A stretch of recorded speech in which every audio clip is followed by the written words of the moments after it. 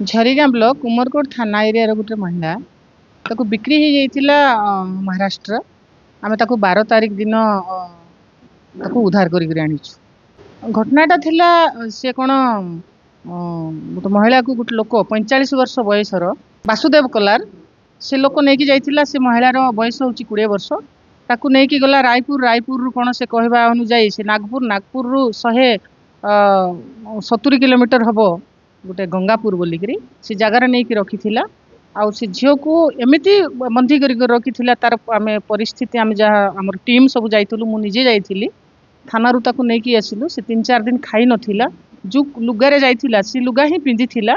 आउ एमती गोटे परिस्थिति रे थाए गोटे ढाबारू जाइकर फोन करला परे आमे माँ घर को जनइलु। माँ घर को जनइकर उमरकोट पुलिस को जनइलु।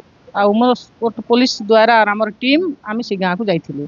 गला परे झील को उद्धार कर आणलु शुणिलु ताकू जे से जहाँ कहूला अधा तो कही पारु नथिला ताकू गोटे घर बंधी कर रखाई बंधी कर रखाई सांगर घर जो लेडीजटा थाए जे आमको लगिला जे ये लोक टाणी बिक्री कर देछि बोली जा हो बहुत बहुत धन्यवाद उमरकोट पुलिस तो महाराष्ट्र पुलिस आमको साहाय्य करले आउ आम से झील को उद्धार कर देखंतु नवरंगपुर जिल्ला रे आज महिला केते सुरक्षित तार प्रश्नवाची सृष्टि करछि।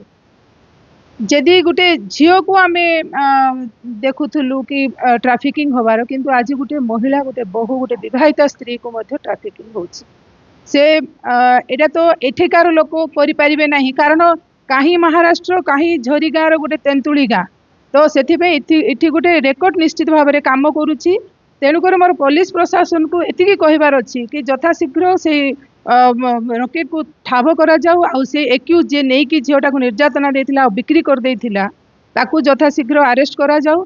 नहीं शुणु यहाँ तो नीतिदिनिया घटना हो गलानी नीतिदिनिया घटना हो गलानी आमे केते केस आपण मानकर सामना रे प्रेसमिट करिचु आपण माने जानिचंती ता बादे मध्य एमती सब घटना घटुची। आमे तो दाबी रखिबु जदि रॉकेट को कम समय भितर कम दिन भितर जदि ठाब करिकी न करी माने करिकी आउ से एक्यूज को जदि अरेस्ट न करा जाउची ता माने जहाँ आईन परिस्थिति सृष्टि होबो सेति पे पुलिस प्रशासन निजे दायी रही।